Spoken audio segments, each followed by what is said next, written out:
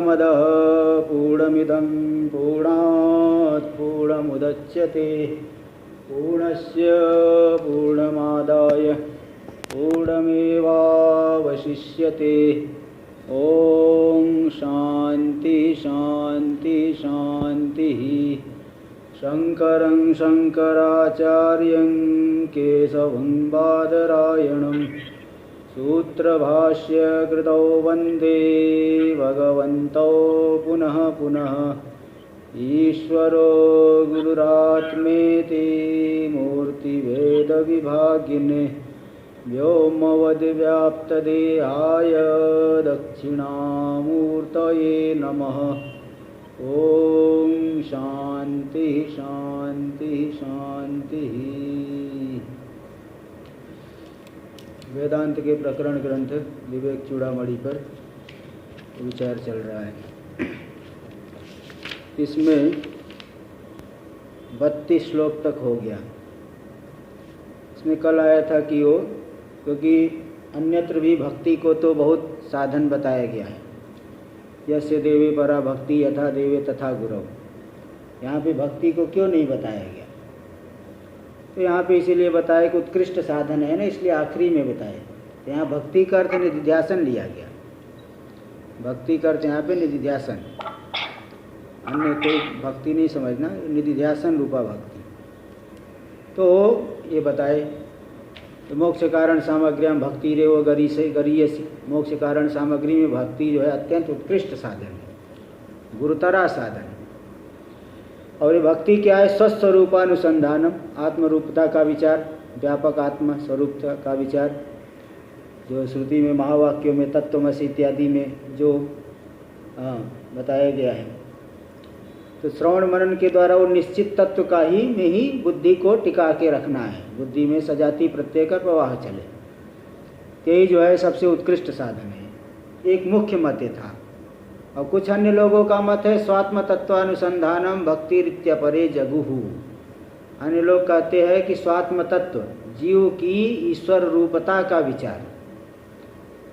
तो बोले भाई वहाँ तो वास्तविक भेद है, व्यावहारिक भेद है, तो भी अभेद रूप से उपासना करना अंग्रोपासना, वहाँ अंग्रोपासना निगा है।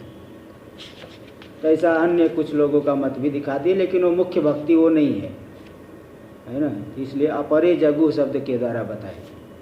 तब इस तरह से पूर्वोक्त साधन संपन्नस्य कृत्यमा, पूर्वोक्त साधन जो 4 साधनों से, यहाँ निधिध्यासन का स्वरूप तो बताए। निधिध्यासन होने के बाद तो ज्ञान हो जाता है, लेकिन जो निधिध्यासन अभी मतलब श्रवण 4 साधनों से संपन्न है, विवेक वैराग्य समाधि सठ संपत्ति और मुमुक्षा।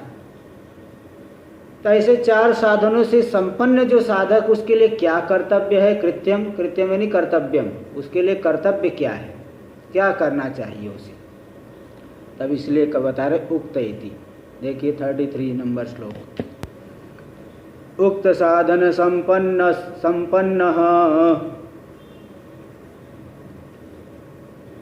तत्व जिज्ञासुरात्मनः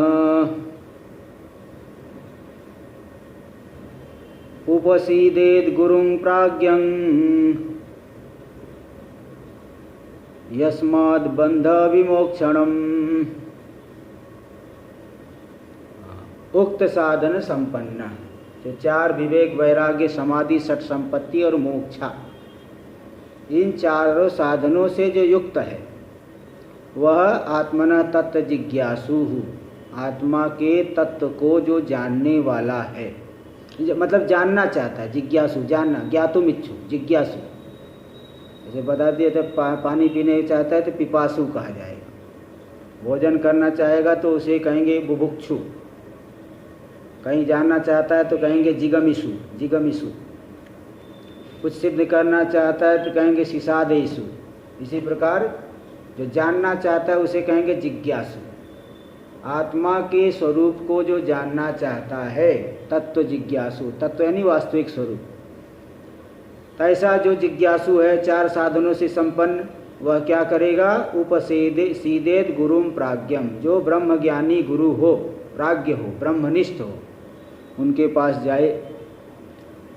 अब गुरु भी देखिए 7 प्रकार के होते हैं। गुरु जो है, गुरु गीता इत्यादि में आया है, गुरु 7 प्रकार के हैं। कौन कौन? तो आया सूचक, वाचक, बोधक, सूचक, वाचक, बोधक है 3, निषिद्ध 4था हो गया, विहित 5वां, 6ठा कारणाख्य और 7म है परम गुरु। ये 7 गुरु होते हैं, सूचक, वाचक, बोधक, तीसरा बोधक हो गए, पहला सूचक, दूसरा वाचक, तीसरे बोधक, चौथे निषिद्ध गुरु, 5वें जो है विहित गुरु, 6ठे जो होते कारणाख्य गुरु, 5वां विहित गुरु, 6ठे कारणाख्य गुरु और 7म जो होते परम गुरु। ये 7 प्रकार के गुरु आप गुरु गीता में देखेंगे, वहाँ भी मिल जाएगा। सूचक गुरु किसे कहते हैं? सूचक गुरु मतलब जो व्याकरण आदि पढ़ाने वाले हैं, बाह्य विद्या को, बाह्य शास्त्रों का अध्ययन कराने वाले हैं, व्याकरण आदि पढ़ाए, बाह्य विद्या का अध्ययन कराए, उनको कहते हैं सूचक गुरु। और दूसरा वाचक गुरु, जो वर्णाश्रम उचित विद्या को पढ़ाते हैं, ब्राह्मण के लिए क्या कर्तव्य है, क्षत्रिय के लिए क्या कर्तव्य है, वैश्य को क्या करनी है, पंडित जी जो पढ़ाएंगे बताएंगे, तो वर्णाश्रम उचित विद्या को देने वाले, उनको कहते वाचक गुरु। और तीसरे होते बोधक। बोधक मतलब पंचाक्षरी आदि मंत्रों का जो उपदेश, गुरु मंत्र देने वाले, पंचाक्षरी आदि मंत्रों का उपदेश देने वाले, ऐसे गुरु को कहा जाता है बोधक गुरु। और चौथा निषिद्ध। निषिद्ध यानी जो मारण, मोहन, वशीकरण, उच्चाटन, ये भी एक विद्या ही है, मारण, मोहन, वशीकरण, उच्चाटन, इस प्रकार की विद्या को जो बताने वाले हैं गुरु, हाँ, तो उन्हें जो है कहा जाता है निषिद्ध। ये निषिद्ध विद्या है ना, इसको बताने वाले गुरु को जो है निषिद्ध गुरु कहा जाता है। और पंचम से विहित गुरु, जो जगत में अनित्यत्व को दिखाए, जगत में अनित्यता को दिखाने वाले। सन्यासियों में भी जो है कोई अखाड़े में गए तो वहाँ भी जो है ऐसे तो जानते हैं भाई संसार मुक्त होने के लिए, लेकिन वो पढ़े शास्त्र आदि का ज्ञान नहीं है ज़्यादा, इतना तो बताएंगे कि पंच संसार नित्य है, लेकिन पूरा जो है तत्व को नहीं बता पाएंगे। तो विहित गुरु, जगत में अनित्यत्व को, वैराग्य को बताने, वैराग्य दिखाने, वैराग्य मार्ग को दिखाने वाले, उनको कहते हैं विहित गुरु। और कारणाख्य गुरु, कारणाख्य गुरु कहते हैं जो तत्वमसी आदि महावाक्यों का उपदेश करने वाले। तो उनको जो है जो भव रोग के उपदेश करके भव रोग के निवारण करे। और 7वें परम गुरु, यानी सभी प्रकार के संशय का उन्मूलन करके जन्म और मृत्यु रूपी बंधन को सदा सदा के लिए जो हटा देने वाले गुरु, उन्हें कहते परम गुरु, सदगुरु, वही सदगुरु, परम गुरु। इस तरह से ऐसे 7 गुरु जो है वर्णन गुरु गीता में आया है। यहाँ प्राज्ञ गुरु मतलब वही परम गुरु, सदगुरु, ब्रह्मनिष्ठ गुरु। तुक्त साधन से संपन्न जो पुरुष है तो वह इसी गुरु प्राज्ञ गुरु के पास जाए, ब्रह्मनिष्ठ गुरु के पास जाए। यस्माद बंध विमोक्षणम, जिससे बंध का विमोक्षण हो जाए। ऐसा नहीं कि ऐसी जगह पहुंच जाए जहाँ बहुत ज़्यादा खेती बाड़ी करवाते हो, अथवा बहुत ज़्यादा, ऐसे भी आश्रमों में बहुत बड़े बड़े जो है बहुत खेती बाड़ी है, बहुत बगीचे हैं, और वहाँ पहुँच गए, शास्त्र का ज्ञान नहीं है, अब वो जो है वही खेती बाड़ी ही करवाने में लगा देंगे। वही अरे ये तो बड़ा अच्छा आदमी आया, इसको यही जो है खेतों में जो है देख रेख करेगा, अथवा बगीचा जो है बहुत बड़ा बगीचा है, ऐसा है, ऐसा बहुत है, एक बगीचा खूब है, खेती बाड़ी बहुत है, और देखेंगे अरे ये तो बड़ा अच्छा आदमी जो है हट्टा कट्टा ठीक ठाक है, तो सब देख रेख करेगा।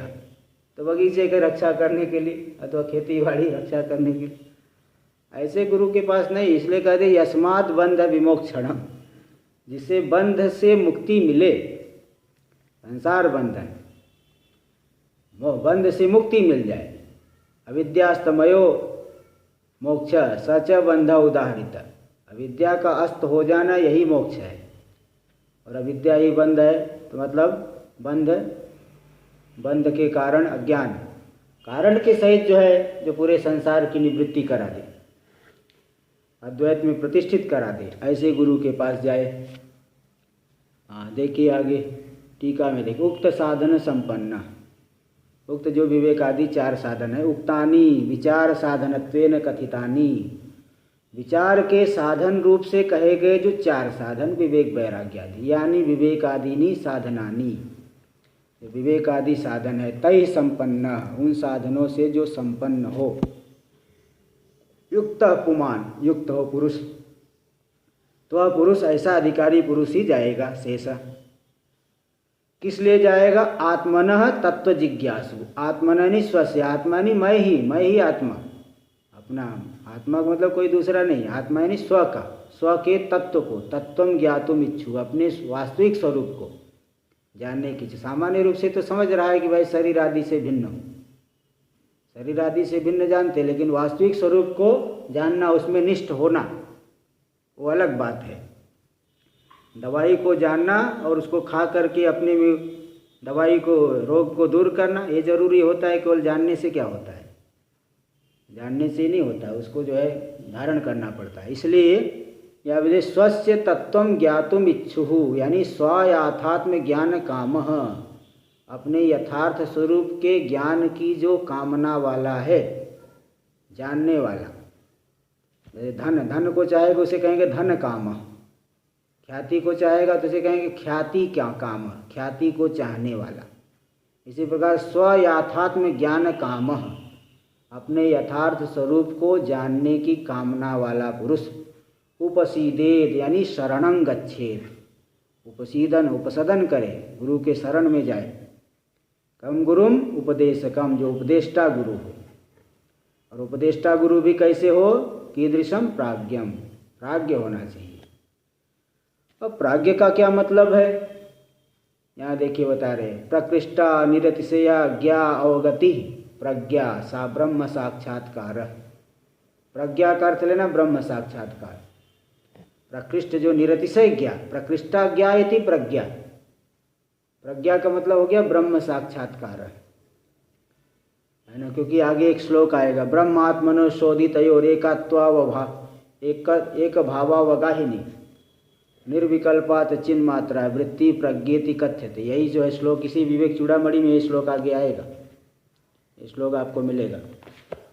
तो जीवात्मा, ब्रह्म और आत्मा, आत्मा यानी जीवात्मा, इन दोनों के जो शोधित है, शोधित जीवात्मा और ब्रह्म यानी ईश्वर, इन दोनों की एक भावावगाहिनी, एकत्व का जो बोध कराने वाली है, विषय करने वाली जो वृत्ति, अखंडाकार वृत्ति, निर्विकल्पात अचिन्ह मात्रा, शोधित में एकत्व है ना, शोधित। अब जैसे उदाहरण देते हैं कि स्वयं देवदत्त, या वही देवदत्त है। किसी देवदत्त नाम के पुरुष को आप त्र्यंबकेश्वर गए, किसी तीर्थ स्थान में गए या कहीं भी गए, आपको देवदत्त नाम का पुरुष दिखाई पड़ा, तो त्र्यंबकेश्वर में गए, वहाँ आपको दिखा। बाद में मुंबई में भी आपसे, आप दोनों से पहचान हो गई, मुंबई में भी आपसे मिला, तो आप कह देंगे स्वयं देवदत्त, या वही देवदत्त है जिससे मैं वहाँ मिला था। अब कोई कहे यह वही कैसे होगा? स देवदत्त, स मतलब तद देश काल वाला देवदत्त, उस देश में मिला था जो उस काल में मिला था, और यह है इस देश में मिला और इस काल में अभी सामने दिख रहा है। तो तद देश काल विशिष्ट, ये तद देश काल विशिष्ट, वहाँ वाला देवदत्त और यहाँ वाला देवदत्त एक कैसे हो सकता है? एक नहीं हो सकता। तो बोले नहीं भाई, वहाँ जो देश काल रूपी उपाधि को छोड़ो, पिंड मात्र को पकड़ो, क्योंकि यह स्वयं देवदत्त, सामने वाला जो कह रहा है यह वही देवदत्त है। मतलब वो अलग करके नहीं बता रहा है को अलग था, ये अलग था, वह कह रहा है यह वही देवदत्त है। इसी प्रकार यहाँ पे जीव तत्वमसि, त्वम तत्असि, तुम वह ब्रह्म हो, तो तत्पद का अर्थ हो गया, तत्पदार्थ हो गया जीव, जो सुखी दुखी है, संसरण करने वाला, संसार धर्म वाला है। संसार में जो है नाना प्रकार कर्तृत्व भोक्तृत्व आदि से विशिष्ट 5 कोशों से अपने आप को अभिन्न जानने वाला, यह हो गया तत्त्वम पदार्थ। और तत्पदार्थ हो गया ब्रह्म यानी ईश्वर, सर्वज्ञत्व, सर्वशक्तिमत्व इत्यादि गुणों से विशिष्ट, जो सर्वज्ञ है, सर्वशक्तिमान है, पूरे जगत की उत्पत्ति स्थिति और संहार को करने वाला है, यह तत्पदार्थ हो गया ईश्वर। तो वही करे ब्रह्मात्मनो शोधितयो। अब इन दोनों का शोधन करो। अब शोधन करना क्या है? उपाधि में मिथ्यात्व दर्शन करो। जीव में जो भी धर्म दिख रहा है औपाधिक है, उपाधि को लेकर के आ रहा है। कर्तृत्व भोक्तृत्व ये सब अंतःकरण आदि को लेकर के आता है। मैं मोटा हूँ, काला हूँ, शरीर को लेकर के सब धर्म आ रहा है। इनका शोधन कर, यानी उपाधि में मिथ्यात्व का निश्चय करना, ये शोधन हो जाएगा। यह स्थूल शरीर भी मिथ्या है, सूक्ष्म शरीर भी मिथ्या है, कारण शरीर भी मिथ्या है, ये बाद होता है। तो मिथ्यात्व का निश्चय करेगा तो अपने आप को शुद्ध रूप में देखेगा, शोधित तत्व हो गया। ऐसे ईश्वर वह तो शुद्ध ब्रह्म है, लेकिन माया को लेकर के सर्वज्ञ और सर्वशक्तिमान है, वास्तव में शुद्ध है। तो माया को लेकर के जो धर्म आया, उपाधि को लेकर के, वह सब धर्म मिथ्या है, क्योंकि माया ही मिथ्या है। इस तरह से जो है शोधन जब किए तो शोधित जो ब्रह्म और आत्मा, तो वह तुम ही हो, दोनों एक हो गए। विशिष्ट में तो एकता नहीं बनती है। जो विशिष्ट है जीव, जो सुखी दुखी दिख रहा है, वह कैसे शुद्ध हो पाएगा? विशिष्ट में एकता नहीं बनती, शुद्ध में एकता जो हो सकती है। विशिष्ट जो है उस देश वाला इस देश वाले से अभिन्न कैसे होगा? देश अलग है, काल अलग है। अरे त्र्यंबकेश्वर और मुंबई में भेद होता है। त्र्यंबकेश्वर अलग है, मुंबई अलग है। उस देश और उस काल, देश काल विशिष्ट पिंड जो है अलग अलग होगा, इसलिए विशिष्ट में एकता नहीं। अब कोई कहे भाई विशिष्ट में जब एकता नहीं हो रही है, ईश्वर और जीव एक हो नहीं सकते, मत हो, हमारा क्या बिगड़ता है? ऐसी बात नहीं है। श्रुति शास्त्र कह रहा है कि वह एक ही है, तुम ही ब्रह्म हो, इसलिए हमारा क्या बिगड़ता है ऐसे नहीं बोल सकते। शास्त्र जब एकता को बता रहा है तो वो मानना पड़ेगा। आवाज कम आ रहा है। आवाज कम आ रहा है? हाँ, आवाज कम है अभी। ठीक, डिस्टर्बेंस आ रहा है। क्या करे? डिस्टर्बेंस आ रहा है। अच्छा, क्या डिस्टर्बेंस हो रहा है? मतलब थोड़ा टूट आ रही है। अच्छा, टूट टूट के आ रही, हो सकता है नेट कुछ गड़बड़ हो, नेट की वजह से हो सकता है ऐसा।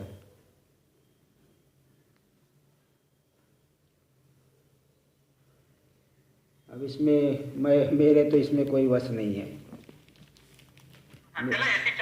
मेरा जितना वश है उतना मैं कर सकता हूँ। चल, तो देखिए, हाँ, तो जीव और ब्रह्म के जो ब्रह्म और आत्मा, जीवात्मा, ये जो शोधित है, उनके एकत्व को विषय करने वाली जो वृत्ति है, अखंडाकार वृत्ति, निर्विकल्पाच चिन्ह मात्रा, और निर्विकल्प है, किसी भी विकल्प से किसी भी विशिष्टता को विषय नहीं करती, निर्विकल्प वृत्ति है। वह चिन्ह मात्रा, चिन्मात्र रूपा है। चिन्मात्र को ही विषय करने वाली जो वृत्ति है उसे कहते प्रज्ञा।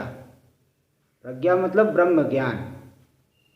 प्रज्ञा का सीधा सीधा इसलिए ऊपर दे दी ना, ब्रह्म साक्षात, प्रज्ञा ब्रह्म साक्षात्कार। श्लोक से पहले दिए है, श्लोक जहाँ शुरू हुआ ये ब्रह्मात्मनो, ये इसके पहले प्रज्ञा ब्रह्म साक्षात्कार।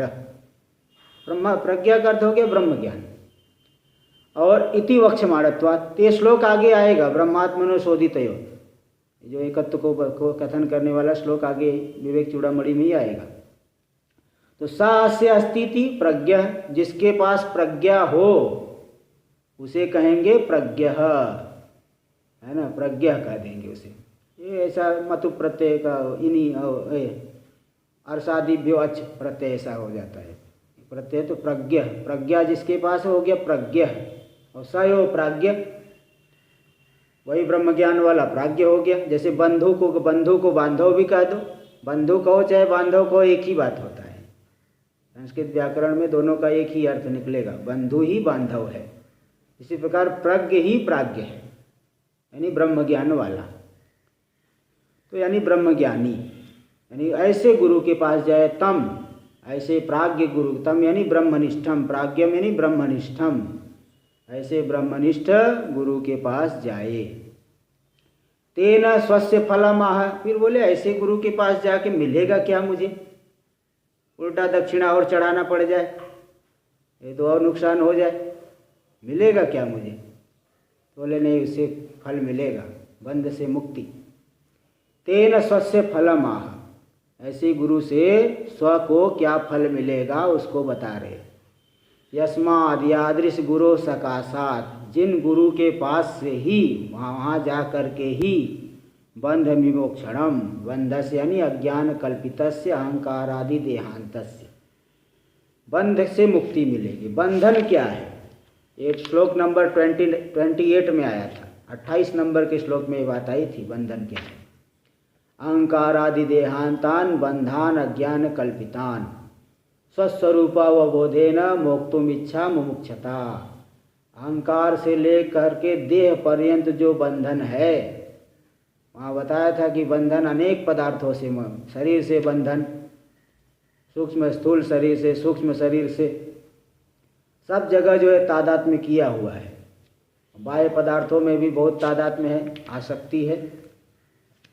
इसलिए तो बंध से विमोक्षण, बंधस्य अज्ञान कल्पितस्य अहंकारादि देहांतस्य, अहंकार से लेकर के देह पर्यंत। अहंकार का तो वहाँ दो अर्थ किए थे, भोक्ता जीव को अहंकार मान लो, अथवा जो है जो स्थूल सूक्ष्म शरीर आदि में हम ऐसा अभिमान करके, अभिमान करने वाला है, वही अहंकार, चिराभास।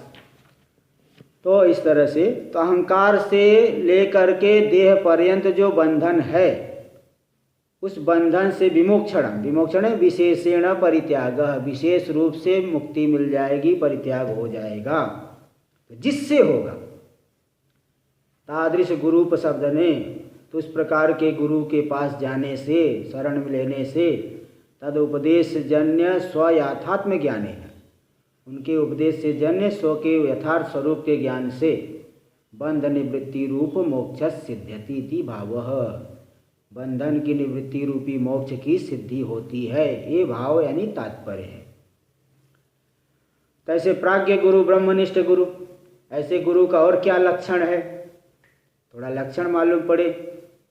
ये तो आप बहुत अंदर की बात बताए कि वो ब्रह्मनिष्ठ हो, ब्रह्मनिष्ठा कोई चेहरे से थोड़ी झलक रही है, कोई पूरी तरह से नहीं बता सकते, इसलिए वो ऊपर ऊपर शरीर देखने से नहीं मालूम पड़ेगा।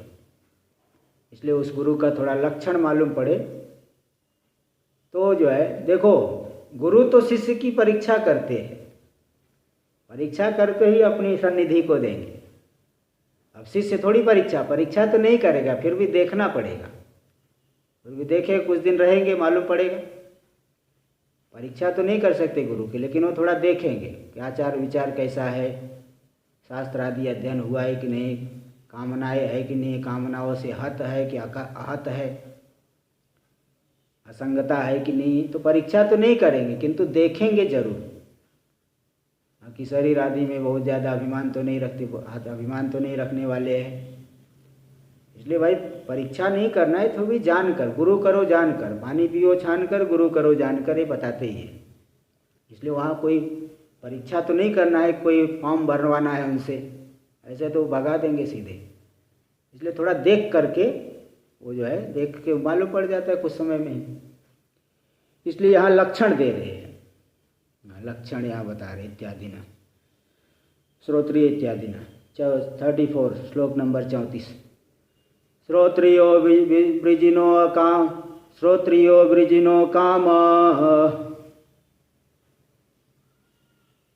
हतो यो ब्रह्म विदुत्तमः ब्रह्मण्युपरतः शांतो निरिंधन इवानलः।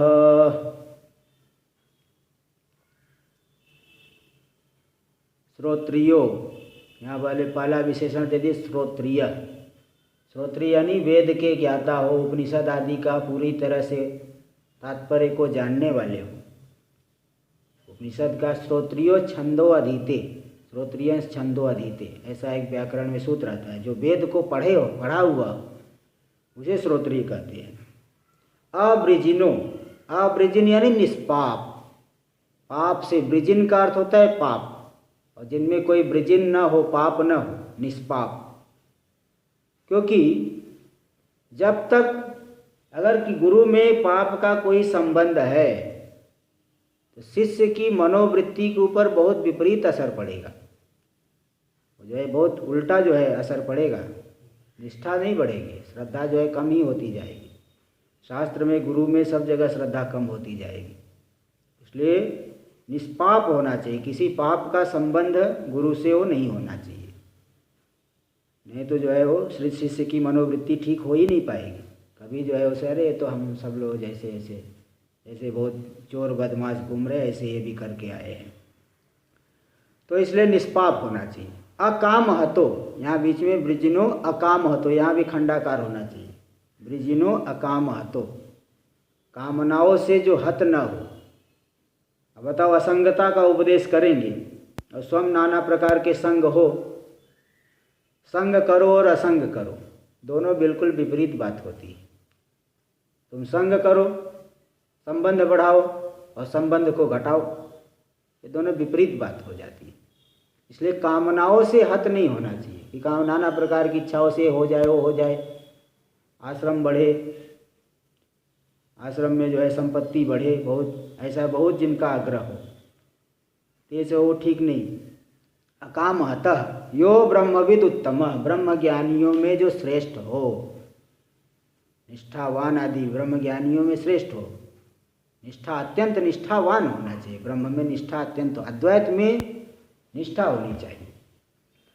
ब्रह्मणि उपरतः शांतो, ब्रह्म में ही जिनकी चित्तवृत्ति सदा विलीन रहती हो, सदा ब्रह्म चिंतन में मग्न रहते हो। शांतो, शांत हो, जो अंतर इंद्रिय निगृहित होनी चाहिए। ऐसा जो निरिंधना युवा नल, जैसे लकड़ी को जलाए तो जब पूरी लकड़ी जल जाती है धुआं नहीं रहता, और वो जो अग्नि रहती है एकदम चमकती है, एकदम प्रदीप्त रहती है।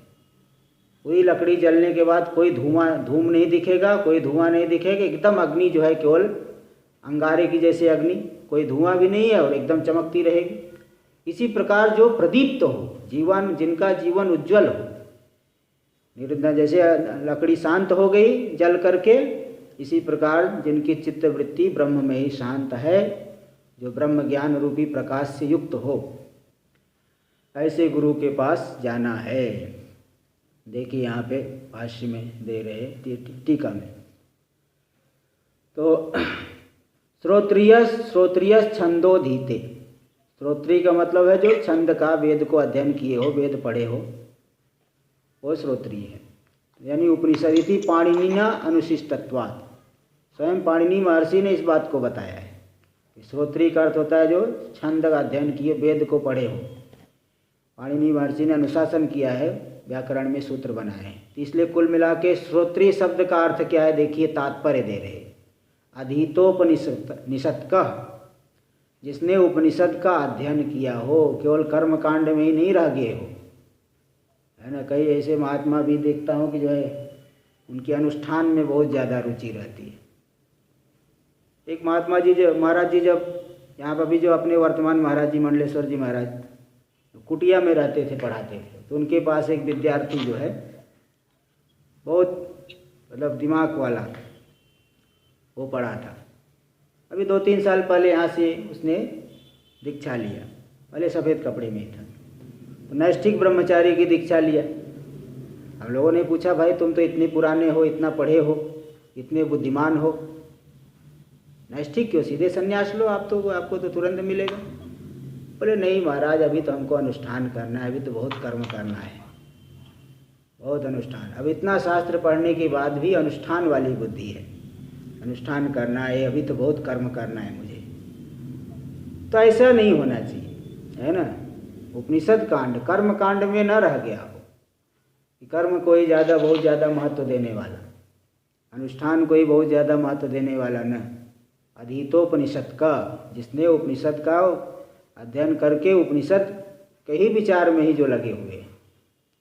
लेकिन इसलिए बोल रहे उपनिषदम अधीत्य कृत तदर्थ विचारस्यैव, उपनिषद का अध्ययन करके उस उपनिषद वाक्यों का जो विचार करेंगे।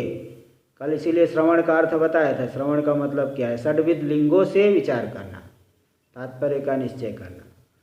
तो उपनिषद का अध्ययन करके उसी उपनिषद के अर्थ का जो विचार करेगा, वह विचार ही साक्षात्कार हेतुत्वात्, साक्षात्कार क्या हेतु? विचार ही है, दूसरा कुछ नहीं।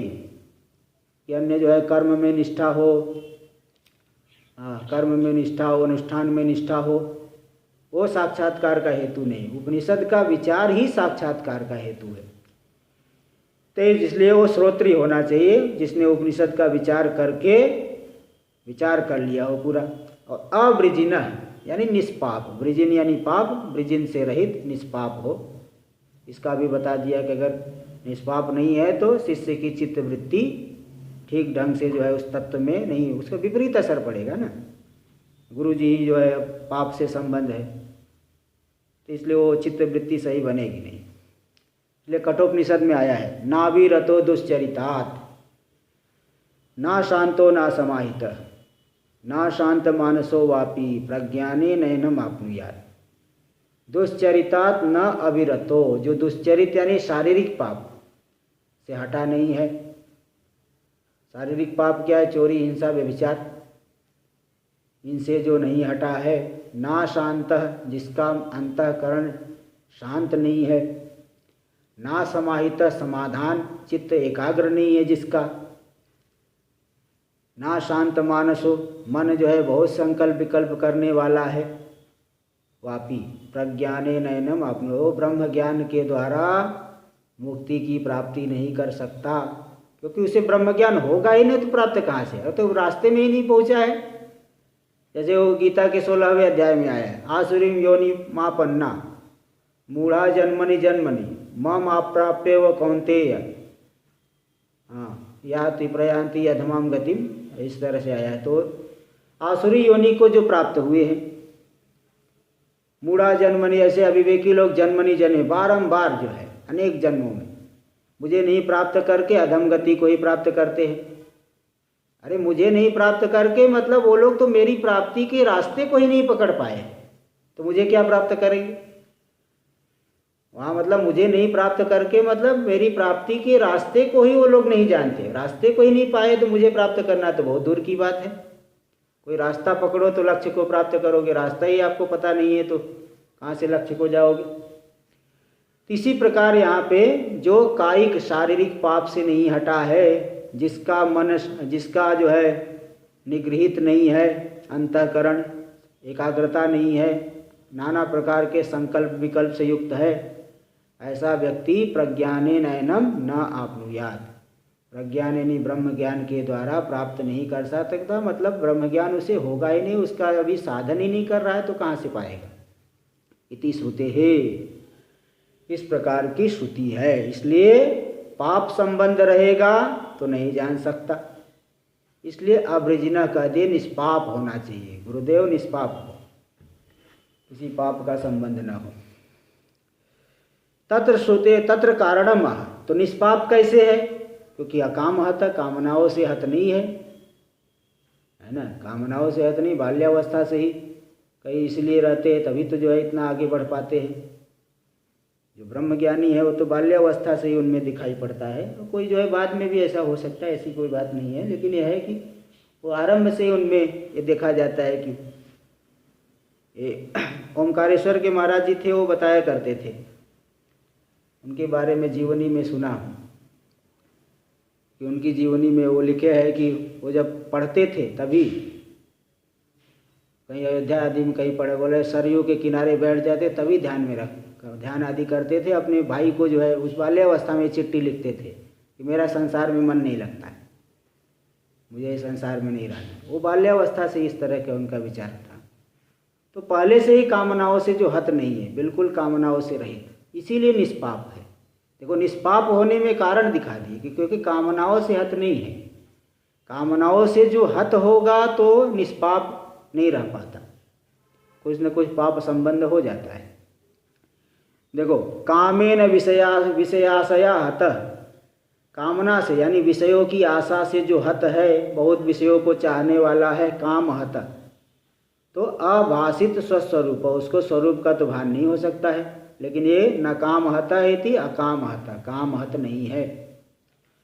यस तावत स्वरूपम आनंदम न जानती। देखो, जो व्यक्ति स्वरूपानंद को नहीं जानता, मेरा स्वरूप ही परमानंद रूप है, ऐसा नहीं जान करके जो विषयों में ही आनंद को देखने वाला है, विषयों में ही जो आनंद को समझता है, ऐसा व्यक्ति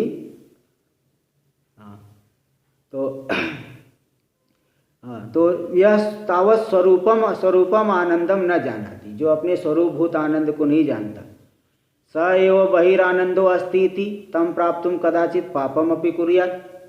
जो स्वरूपानंद को नहीं जानता तो विषयानंद, बहिरानंद के लिए वो पाप भी करेगा। बहिरानंद की प्राप्ति, विषयों में ही आनंद ढूंढता है तो विषयों की प्राप्ति के लिए नाना प्रकार के पाप भी, तम कदाचित पापम अपि कुर्यात्, कभी पाप भी कर सकता है। क्योंकि ये कहावत तो है ही, सीधी उंगली से घी नहीं निकलता। जब उसको जो है ही लगेगा सीधे, जब बहुत कामनाओं से हत है तो देखेगा सही उपाय किया, उससे नहीं मिला, कुछ टेढ़ा उपाय भी कर सकता है। इसलिए जो स्वरूपानंद को नहीं जानता है, बाहर आनंद है ऐसा जान करके पाप भी कर सकता है, लेकिन ये काम हत नहीं है, इसलिए निष्पाप है। अस्य तावत ब्रह्मविद तमस्य, किंतु ये जो ब्रह्मज्ञानियों में श्रेष्ठ है, साक्षात क्रियमाण स्वरूपानंदत्वात्, इन्होंने अपने स्वरूपानंद का साक्षात्कार कर लिया है। अब जो स्वरूपानंद का साक्षात्कार जिन्होंने कर लिया, वो बाहर थोड़ी आनंद ढूंढता है। जिसने अपने अंतर परमानंद रूपता को जान लिया तो छोटे छोटे आनंदों के पीछे वो नहीं भागता है ना। इस बात को गीता में विषया विनिवर्तन्ते निराहारस्य देहिनः रसवर्जम रसोप्यस्य परम दृष्ट्वा निवर्तते। विषया विनिवर्तन्ते, जो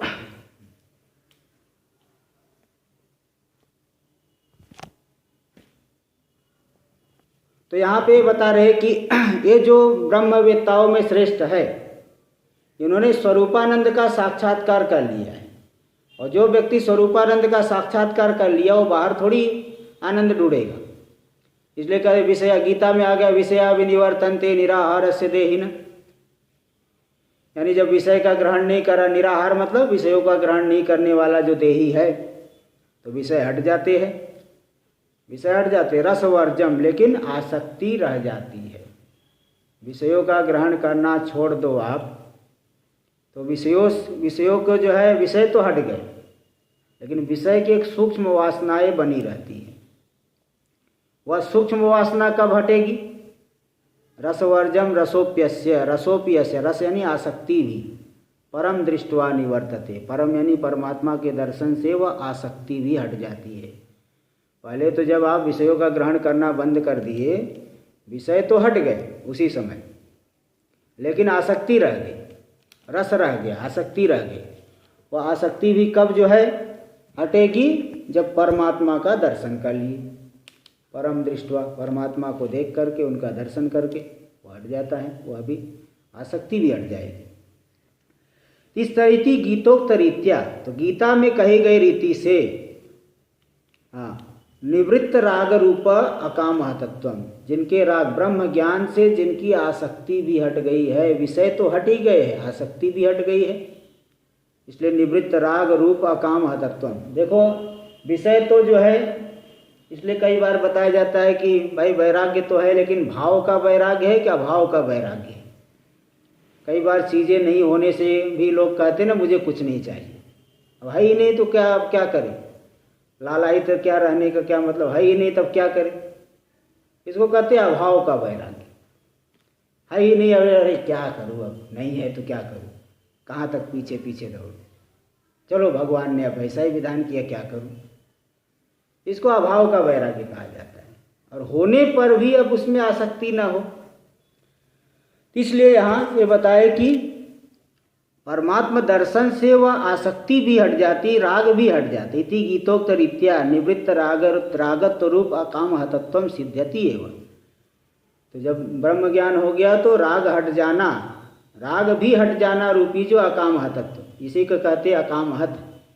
विषयों की कामना नहीं, विषयों का कोई आसक्ति भी नहीं रह गई, इसलिए अकाम हत कहा जाता है। इति निष्पापत्वम तस्मिन। जब कामना ही नहीं है तो पाप कैसे करेंगे? कोई भी गलत काम व्यक्ति करता है, पाप करता है, कामनाओं के वशीभूत हो करके करते हैं, लेकिन यह निष्पाप है। निष्पाप होने की वजह से कोई जो है इनमें कोई कामना नहीं होने की वजह से निष्पाप है, ये बता दिए। कामस्य व पाप हेतुत्वात्, देखो आगे कारण भी दे दिए। कामना ही पाप का हेतु है, कामना से ही व्यक्ति नाना प्रकार के पाप करता है। तदुक्तम गीतासु, गीता में भी कह दिए। अर्जुन ने पूछा भगवान से, यथा केन प्रयुक्तोयम पापम चरति पूरुषः अनिच्छन्नपि वार्ष्णेय बलादीव नियोजितः। आखिर किससे प्रेरित होकर के यह पुरुष पाप करता है? कभी कभी इच्छा नहीं करने पर भी ऐसा लग रहा है कोई बलपूर्वक वहाँ ढकेल रहा है, ये कर दो है ना। कई बार वासनाएं रहती है ना, वासनाओं से जो है, जैसे आप नहीं देखना चाहते कुछ, फिर भी यह संस्कार है जो है मन में आ गया, चलो देख लेते, कुछ टीवी पे कुछ देख लेंगे। तो वासनाओं से जो है अनिच्छन्नपि वार्ष्णेय, हे वृष्णि कुल वाले, हे भगवान, इच्छा नहीं करते हुए बलपूर्वक लगाया जाता हुआ पुरुष जो है कैसे पाप कर ले? किसके द्वारा प्रेरित होकर के पाप करता है? यदि अर्जुन ने पृष्ठो, तो अर्जुन के द्वारा पूछे गए। भगवान बोले, काम ऐसा क्रोध ऐसा, यह काम ही है, क्रोध ही है, रजोगुण समुद्भवः, जो रजोगुण से उत्पन्न होने वाला है। रजोगुण रहने से, कई बार बताया हूँ कि रजोगुण जब ज़्यादा मन में है तो आपको विषय बहुत अच्छे लगेंगे। रजोगुण की अधिकता होने पे विषय बहुत प्यारे लगते हैं, बहुत अच्छा लगेगा। तो रजोगुण से कामनाएं बढ़ती है, और कामनाओं में विघ्न हो गया तो क्रोध भी होगा। तो काम ऐसा, यह काम ही, यह क्रोध ही है, यह काम, यह क्रोध, यह क्यों करे भगवान? क्योंकि सभी को अनुभव में आता है, यह सभी आप अनुभव कर सकते हैं, सभी अनुभव करते हैं। क्या जो रजोगुण से उत्पन्न होने वाले महासनो, बहुत खाने वाला है। आप तो 4-6 रोटी खा के तृप्त हो जाएं, लेकिन कामनाओं की भूख कभी नहीं मिटती। कितना भी उसमें अग्नि में आहुति डालो, वह और बढ़ती जाएगी। ऐसे जितना ही विषय भोग करो उतनी इच्छा बढ़ती जाएगी। इसलिए महासनः कह दिए, बहुत खाने वाला। और महापापमा, बहुत पापी है, सभी पापों की जड़ है। तो विद्धेनम यह वैरिणम, इस परमार्थ मार्ग में यही वैरी है सबसे बड़ा। इसी से प्रेरित होकर के जीव नाना प्रकार के पाप करता है। तो इस तरह से गीता में भी भगवान ने बताया है कि कामना ही पाप का हेतु है, और जो कामना से हत नहीं है तो निष्पाप हो गए, कामना से हत नहीं है तो निष्पाप हुए, ये सिद्ध हुआ। तो इस तरह से इत्यादि। ब्रह्मण्युपरतः, ब्रह्म में ही उपरमित हो गए, यानी जिनकी चित्तवृत्ति ब्रह्म में ही शांत हो गई है। ब्रह्मणि विलीन मनस्कः, जिनका मन जो है ब्रह्म में विलीन हो गया है, विलीन मन वाले हो गए, चित्तवृत्ति ब्रह्म में ही शांत हो गई है। अतएव निरिंधन अलना युवा शांत, जैसे ईंधन से रहित अनल, कोई जो है वहाँ चटपट आवाज़ नहीं होती, एकदम शांत होती, प्रदीप्त अग्नि होती है, एकदम अग्नि चमकती रहती है। यथा ईंधना भावे अग्नि शांत, ज्वाला शून्य, ज्वाला से रहित होती है, एकदम चमकती है अंगारे की तरह। तथा अनालंबित बाह्य वृत्तित्वात्, बाह्य वृत्तियों का आलंबन नहीं कर रहे, बाह्य पदार्थों का आलंबन नहीं करने की वजह से शांत है, यानी निर्गुणे ब्रह्मणि परिनिष्ठ चित्तत्वात्, निर्गुण ब्रह्म में ही जिनका चित्त स्थिर हो गया है, इसलिए शांत निर्विकारः, किसी भी प्रकार के विकार से रहित है। इसलिए गीता में एक श्लोक आता है ना, आपूर्यमाणम अचल प्रतिष्ठम समुद्रमाप प्रविशन्ति यद्वत् तद्वत् कामायम प्रविशन्ति सर्वे सशांति मापनोति न काम कामी। जैसे चारों तरफ से नदी जो है समुद्र में मिलती है, किंतु समुद्र का जल बिल्कुल नहीं बढ़ता। आपूर्य माड़ा मचला प्रतिष्ठम, अचल प्रतिष्ठा वाला है समुद्र, एकदम अचल है। इसी प्रकार सभी कामनाएं जिसमें विलीन हो गई है, कोई कामना नहीं बची, वही वास्तव में शांति प्राप्त करता है। न काम कामी, कामनाओं के पीछे दौड़ने वाला शांत नहीं रहता। इसलिए यहाँ कह दिए कि तथा अनालंबित बाह्य वृत्तित्वात्, इसी प्रकार जो बाह्य वृत्तियों का, बाह्य विषयों का आलंबन नहीं लेने की वजह से शांत है, यानी निर्गुणे ब्रह्मणि परिनिष्ठ चित्तत्वात्, निर्गुण ब्रह्म में स्थिर चित्त वाले होने से निर्विकार, शांत निर्विकार है। अतः श्रोत्रियत्वादीनां विशेषणानां व्यावर्तकम त्वं नास्ति, श्रोत्रियत्वादि विशेषण का जो है कोई व्यावर्तक नहीं है। अत्र इस उदाहरण में कोई व्यावर्तकत्व नहीं है। क्यों? क्योंकि ब्रह्मविद तमे अश्रोत्रियत्वस्य पापस्य कामहतस्वस्य असंभावितत्वात्, है ना। जैसे कोई बहुत पैसे वाला है, कह दे बहुत पैसे वाला धनी है, तो मतलब धनी कहने से ही आ गया। अब बहुत पैसे वाला अलग से कहने की क्या जरूरत है, तो भी कह देते हैं। ऐसे यहाँ पे जो ब्रह्म ज्ञानियों में श्रेष्ठ है वो तो श्रोत्री होगा ही, हाँ, पाप तो हो, निष्पाप तो होगा ही, अकाम महतत्व तो उसमें रहेगा ही, इसके विपरीत तो संभव ही नहीं है।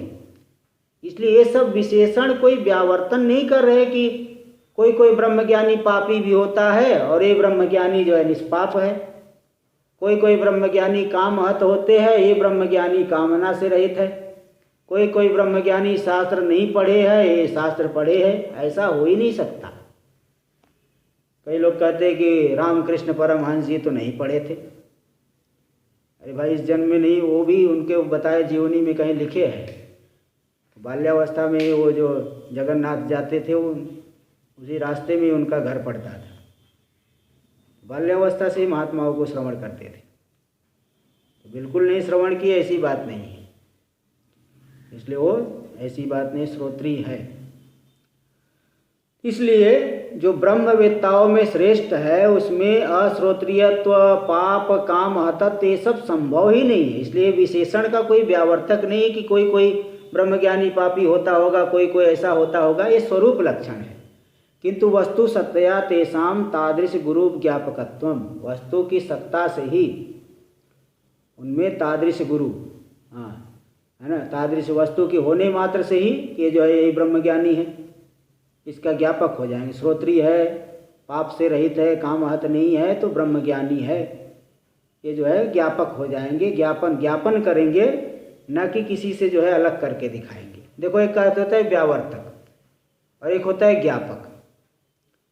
व्यावर्तक मतलब अलग करके दिखाए। तो जो ब्रह्म ज्ञानियों में श्रेष्ठ होते हैं उनमें तो ये सब सभी में रहता है, कोई अलग करके क्या दिखाए। लेकिन ये जो श्रोत्री है, निष्पाप है, कामना से हत नहीं है, मतलब ये ब्रह्मज्ञानी है, इस ब्रह्मज्ञानियों में श्रेष्ठ है।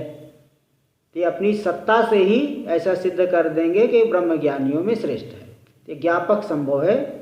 इति स्वरूप लक्षणत्वम एवं मंतव्यम, ये स्वरूप लक्षण है। जैसे ब्रह्म का स्वरूप लक्षण है सत्यम ज्ञानम अनंतम ब्रह्म, जो सत्य त्रिकाला बाध्य है, वो ज्ञान स्वरूप है और अनंत है, परिच्छेद से रहित है, तो स्वरूप लक्षण माना गया है। वो सब सत्य त्रिकाला बाध्य है, स्वरूप लक्षण, किसी का व्यावर्तन नहीं कर रहे, स्वरूप लक्षण। ऐसे यहाँ पे भी ये सब श्रोत्रियत्व और क्या क्या दिए, अवृजिनत्व, कामहतत्व, ये सब जो है उसका स्वरूप, उनका स्वरूप लक्षण है। किसी की व्यावृत्ति नहीं कर रहे कि ऐसा कोई पापी होता होगा, कोई ब्रह्मज्ञानियों में श्रेष्ठ ऐसा कोई हो नहीं सकता है। तो इस तरह से मंतव्यम। अब इसमें आधा श्लोक और भी है, ये आज पूरा नहीं होगा, इसलिए इसको यहीं पे बंद करता हूँ। ओम पूर्णमदः पूर्णमिदं पूर्णात् पूर्णमुदच्यते पूर्णस्य पूर्णमादाय पूर्णमेवावशिष्यते। ओम शांति शांति शांति। शंकरं शंकराचार्यं केशवं बादरायणं सूत्रभाष्य कृतौ वन्दे भगवन्तौ पुनः पुनः।